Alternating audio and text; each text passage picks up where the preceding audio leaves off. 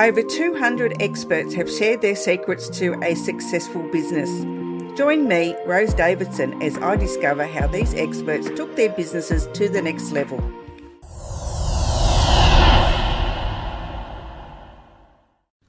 Talking with the experts.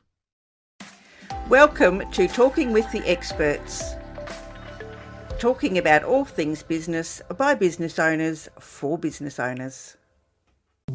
Welcome to episode number 247 with Kristy-Ann Waugh. And I love that, Rose. And we have a principle or a presupposition in NLP, and it's called the law of requisite variety. And what it actually presupposes is the person or system with the most behavioral flexibility will survive, essentially. So those that were able to pivot and adapt and apply this behavioral flexibility, their businesses survived and have subsequently thriving. I'm working with some clients who's had growth in excess of 30% year on year in the last 2 years of the pandemic, because it forced them to pivot from a 100% face-to-face training platform to virtual delivery, which has expanded their global reach. So yeah, it's just about looking at things, embracing opportunity. As one of my mentors says, crisis creates opportunity. You know, are you the victim or the victor, or are you going to take this test and create a testimony from it? So that's one thing with NLP, and NLP, I guess, being neuro-linguistic programming, being neuro the mind, linguistic language and programming the patterns or behaviors we run in life. It's all around awareness.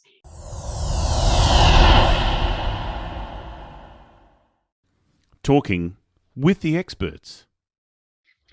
Hello and welcome to Talking with the Experts. My name's Rose Davidson from rosedavidson.com.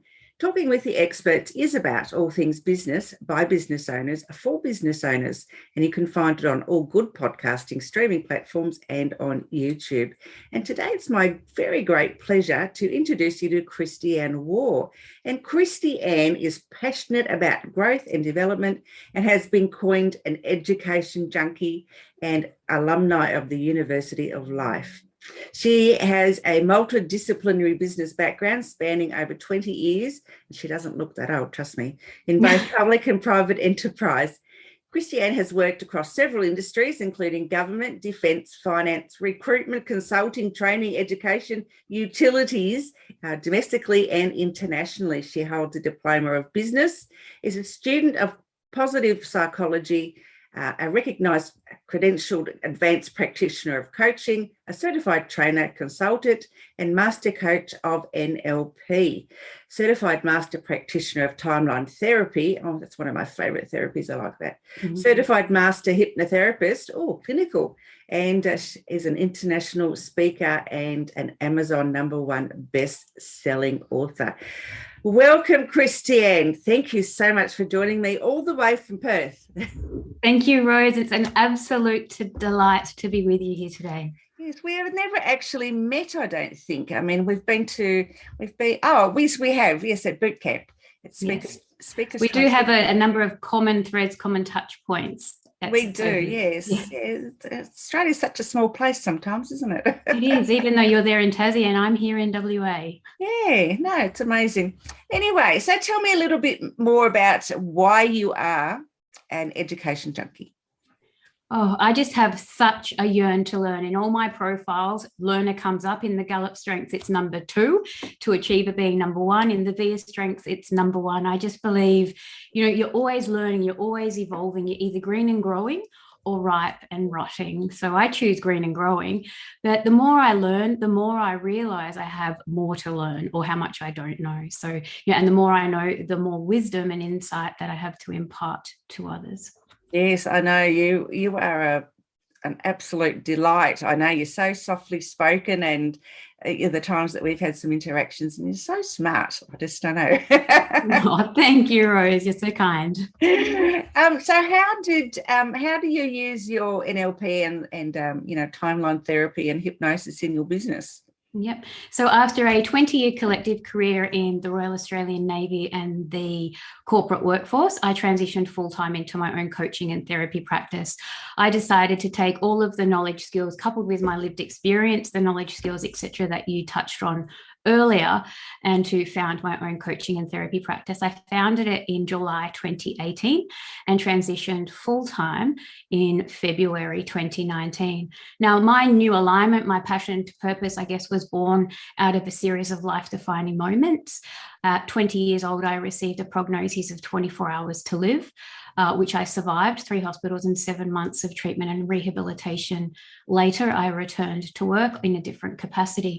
And that was really the catalyst for all of my personal development. And that really ignited the flame for me, hence all of the subsequent studies I did to better understand my condition and that difference that made the difference in terms of my survival. In 2013 and 2014, after my heroic husband had fought for so long for his psychological well-being, he was diagnosed with clinical depression. And I guess that was where my new profession was born. Like, he was a marvelous source of inspiration. And so I thought I would take all of that knowledge, skills, and experience, and rather than implementing it in business improvement, executive coaching, leadership development, etc., in the corporate world, I would found my own business, which I did. I use NLP significantly, and you did mention that you're a lover of timeline therapy. So resourceful, such a great modality to remove the emotional attachment from events in the past, because as you can appreciate, we can't control what happens to us, but we can control the meaning we give it. The only meaning anything has is the meaning we give it. So there's such value in going back to these events, looking at it from different perspectives, identifying, gleaning, and garnering the positive learnings from what may have been perceived as quite a traumatic event at the time, minimizing or removing the emotional attachment to it and moving forward more resourcefully. So should we be triggered in the future, we don't respond unresourcefully as we would have perhaps in the past. And I think for business owners, NLP, timeline therapy, should be one of the staples of the small business courses that they undertake, because I think, especially in the last couple of years, a lot of people have been forced to turn their whole business around, turn their whole working life around from being a bricks and mortar place to something that's online. And a lot of people aren't tech savvy. They're not. Absolutely. And I love that, Rose. And we have a principle or a presupposition in NLP. And it's called the law of requisite variety. And what it actually presupposes is the person or system with the most behavioral flexibility will survive, essentially.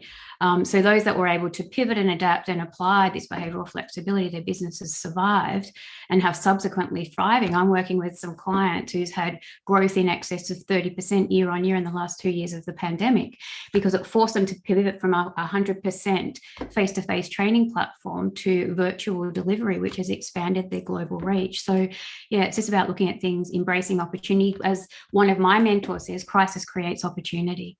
Are you the victim or the victor, or are you going to take this test and create a testimony from it? So that's one thing with NLP, and NLP, I guess, being neuro-linguistic programming, being neuro the mind, linguistic language and programming the patterns or behaviors we run in life. It's all around awareness. Awareness is 95% of the journey. When we know better, we can do better. So it's about identifying those unresourceful thoughts, patterns, or behaviors and redirecting them. Are they life enhancing? Are they life detracting? Are they going to move us toward our goals? Are they going to feed our future or feed our fears and keep us stuck? Yeah, absolutely. I think, the ones that didn't decide to change direction of their business, because I really dislike that word pivot. Likewise, it's so overused. It certainly is. It reminds me of one of those little, things that you have on a skipping rope or something.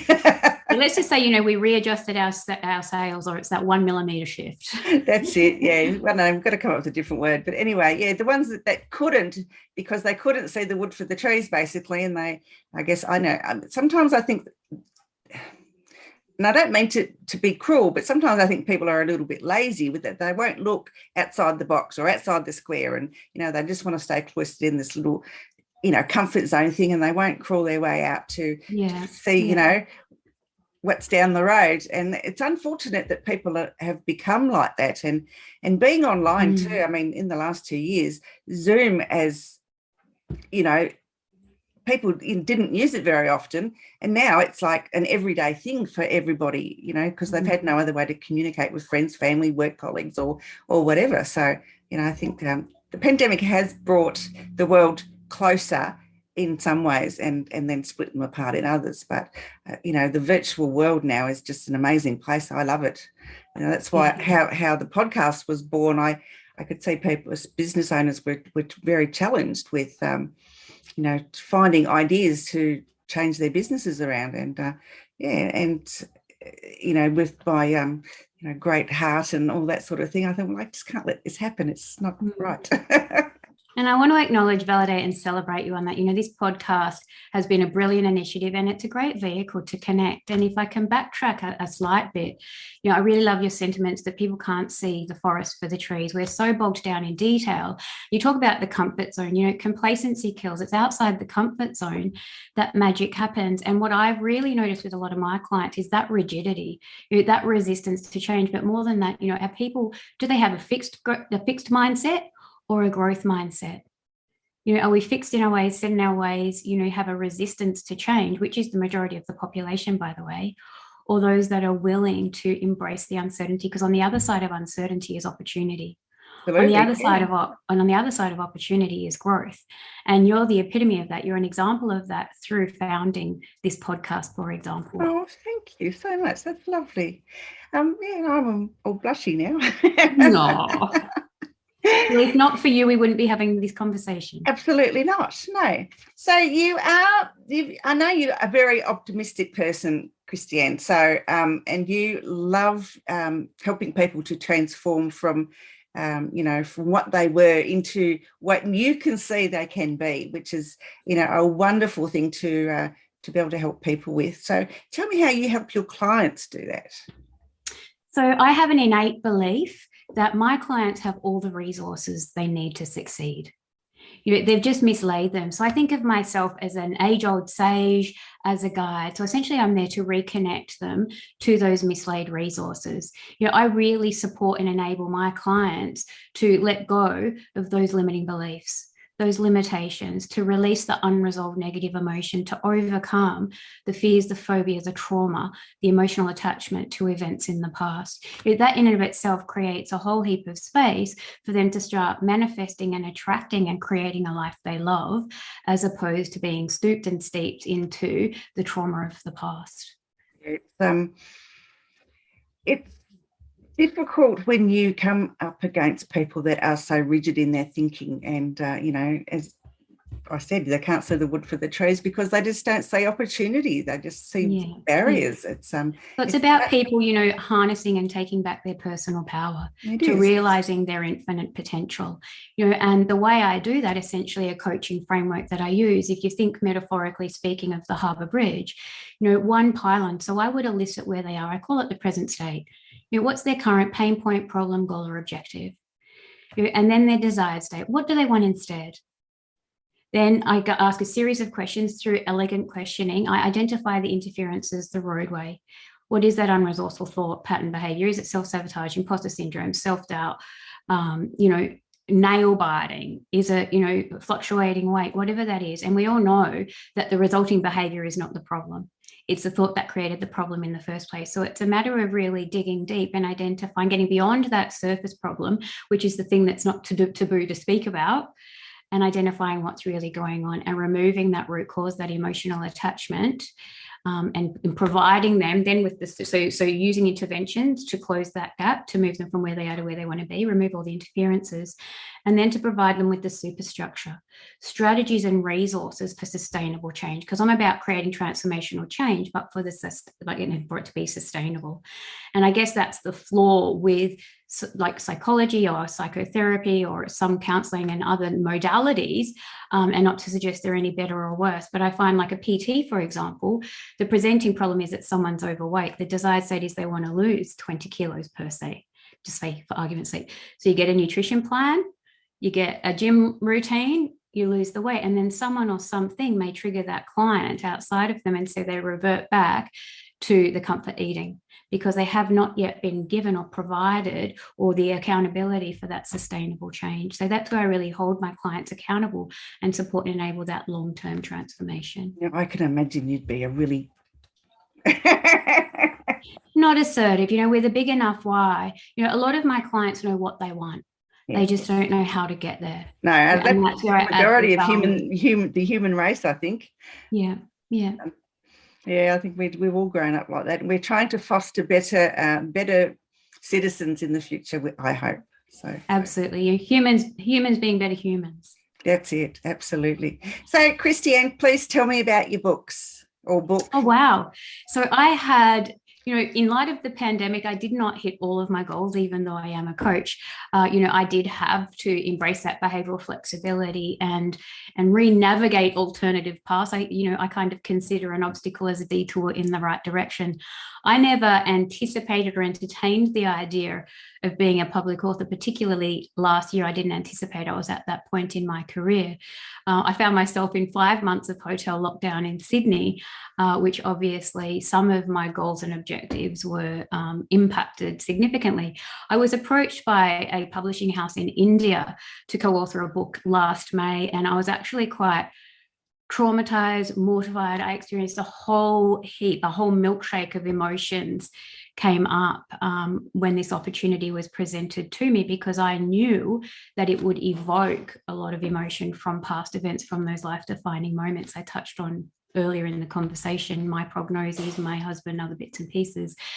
And through the journey, it was just such a cathartic journey. It was such an empowering journey. It was such an inspiring journey. And the reason I chose to embrace this opportunity for the first book was because I really, really resonated with the title, I Am Possible, Stories of Grit and Perseverance.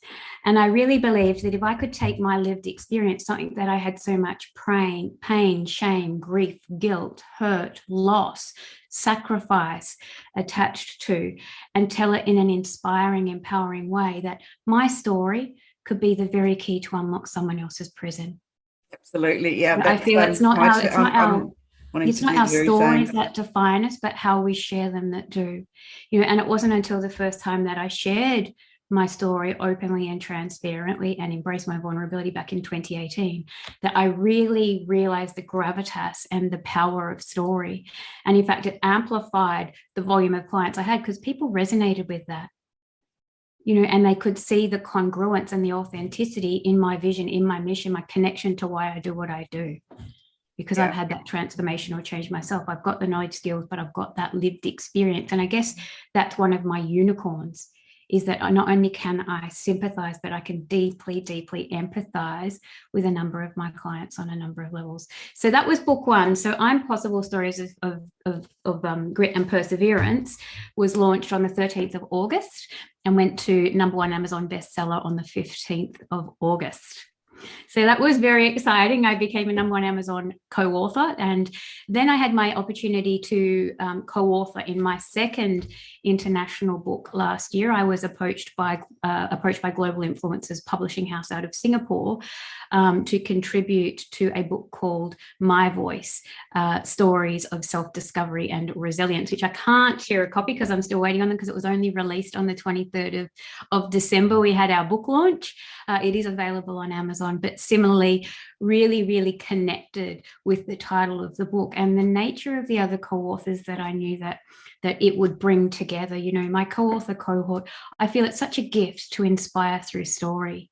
And knowing the caliber of the women that this would attract, again, I guess, it was another appetizer, another hook that really baited me to get involved. And Neera Gupta and Shikha, the publishers, it was just an extraordinary experience.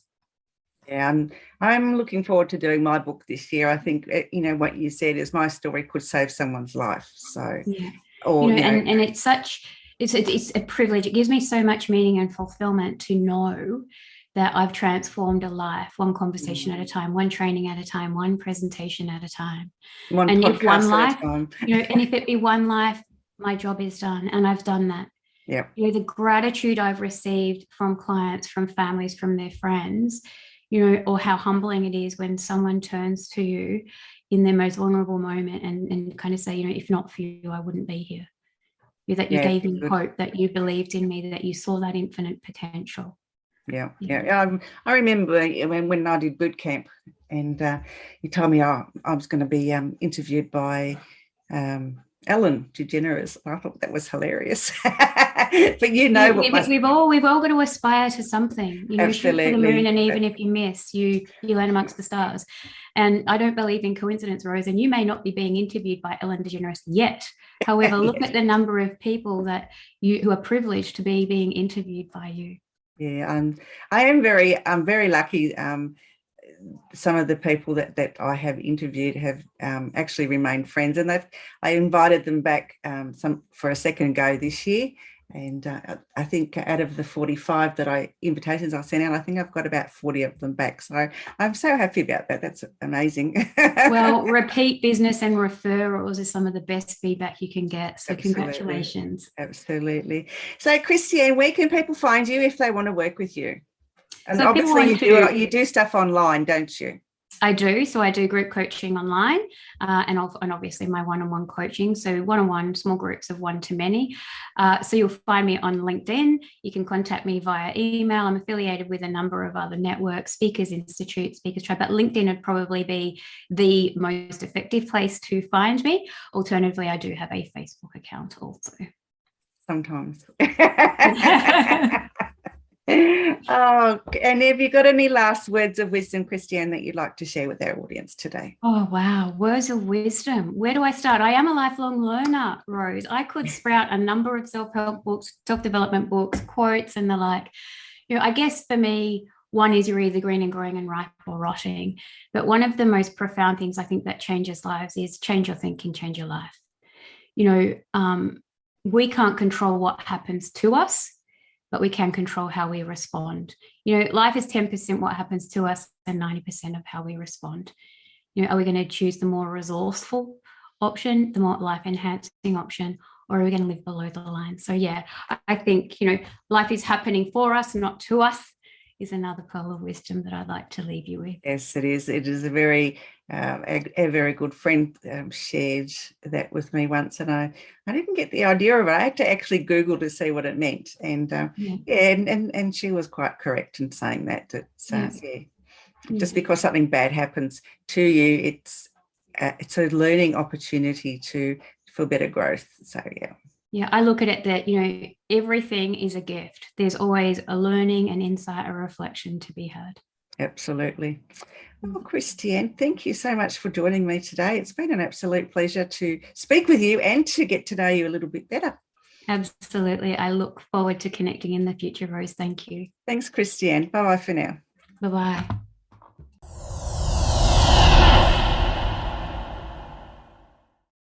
Talking with the experts. Thanks for joining me on Talking with the Experts. Make sure you subscribe through your favourite podcast app or on YouTube, and check out my Patreon page for more value for you, or you can buy me a coffee. My name's Rose Davidson from rosedavidson.com.